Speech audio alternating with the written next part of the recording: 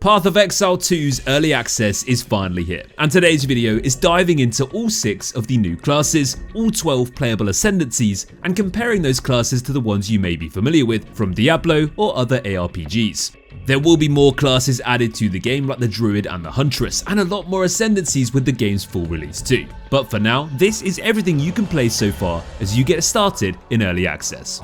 We've teamed up with the best creators and experts to bring you the top builds and guides for all classes and all content as we get stuck into the game. So head to our PoE2 hub at mobalytics.gg/PoE or click the link below in the description. So let's jump into it then and start off with the bread and butter class that you'll find in every single ARPG, MMO, and basically anything with class-based gameplay, the Warrior.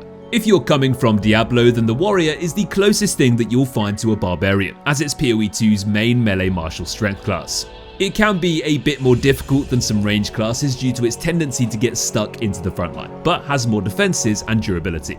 Diablo's Barbarian is all about hacking and slashing its way through enemies and basically face smashing everything in sight with huge swings and massive hits that feel really satisfying.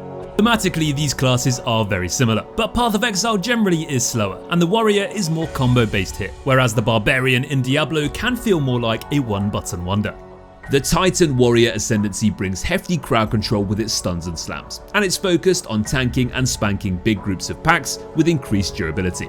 Alternatively, you could also go for the Warbringer Ascendancy. Now this one is all about empowering ancestral totems and spirits with huge war cries to overwhelm and conquer your enemies. So if you're the kind of player that automatically clicks the closest thing to a Barbarian or Berserker, then the Warrior will be the one for you. Next up, we have the Witch. Now if you're already a Diablo player that loves the dark magic side of the Necromancer, then you'll definitely be considering playing the Witch. She is all about summoning and wielding hordes of undead minions to overwhelm her enemies, but she can also play around dark occult energies that empower her armies to take larger foes of bosses as well as those big packs too. The Witch can summon a range of minions from skeletons to copies of slain enemies in the form of specters, or even short-term allies that rush into battle to explode. She can also cast spells like Contagion to infect her own minions and spread poison throughout packs of enemies. The Witch's Blood Mage Ascendancy specifically will definitely satiate any Blood Necromancer fans, becoming a master of all life and energy, drawing power from her own life pool and dealing crazy amounts of damage and leeching back some of the life she uses to cast those spells too. Or you can instead go for the Infernalist Ascendancy, which leans more towards the Sorcerer class fantasy, playing around the Infernal Flame, summoning loyal Hellhounds, and transforming her into a demon form to increase her cast speed and damage at the expense of her own life pool. Speaking of sorcerers, that brings us to our next class, and this one is pretty much on the nose, the Sorceress. So aside from the Infernalist Ascendancy Witch, you also have a full Elementalist class here as well. And if you're a fan of the Sorcerer in Diablo, this will be an obvious and easy transition.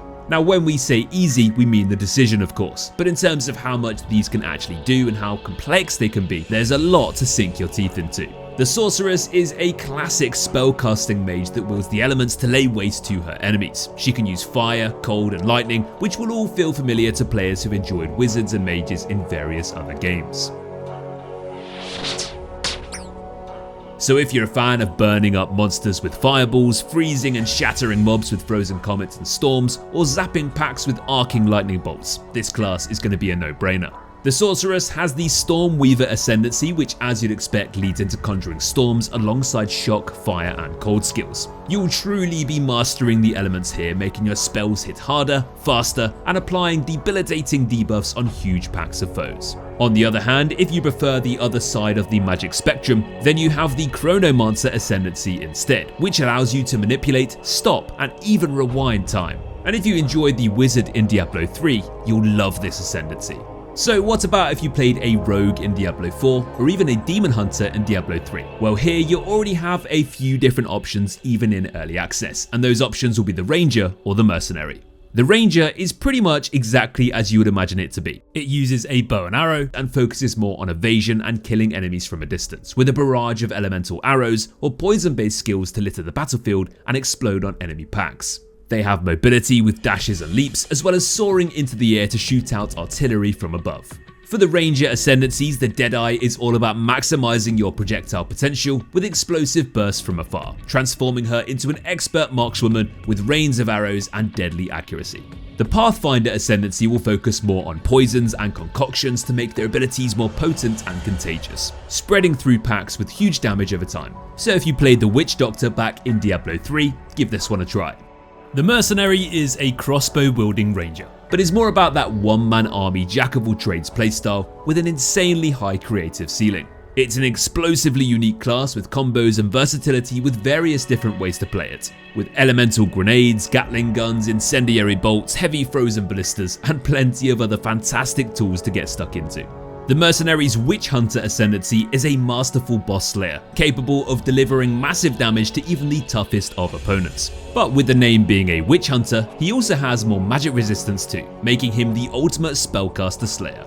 Then there's the Gemling Legionnaire Ascendancy, which sockets gems into his own flesh to increase the number of skill gems he has available, increasing this already complex class's versatility even further, and making him able to juggle a ton of skills and playstyles all at the same time, making him the perfect fit for any situation.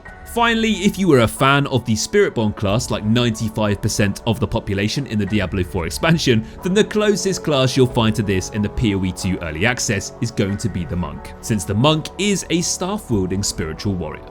The Monk excels in agile combat, dashing in and out of fights with quick staff attacks and landing huge killing blows on enemies with unarmed attacks to empower elemental explosions. The Monk is also able to buff himself up by dropping massive metal bells that he can hit, as well as generating more damage by expending power charges to enhance his abilities. This class is all about their movement, with dashes and leaps with imbued attacks, charges and slams. The Monk's Invoker Ascendancy lets you imbue your staff with elemental abilities, doing its best impression of the avatar, which could also be appealing to sorcerer enjoyers interested in a bit more of a melee playstyle. The Invoker is perfectly in tune with nature, being able to temporarily ascend, dealing absolutely monstrous amounts of damage in seconds. So if you like bending all the elements in melee combat, the Invoker Monk could be the one for you. Then we have the other Monk Ascendancy, the Acolyte of Chayula, and this one finds its power from a much darker source. He'll cast aside his spirit resource for darkness instead, granting him powerful defensive and offensive chaos capabilities. So that covers our quick overview of the classes and ascendancies you can play straight away with Path of Exile 2's early access, and how some of them may be similar to those you might be familiar with from Diablo. If you're interested in class builds and guides to help get you started, then click the link below to head to our website and check out all the content we have for you from our team of Path of Exile experts. Have a great weekend guys, enjoy the grind, and we'll catch you next time. Take care.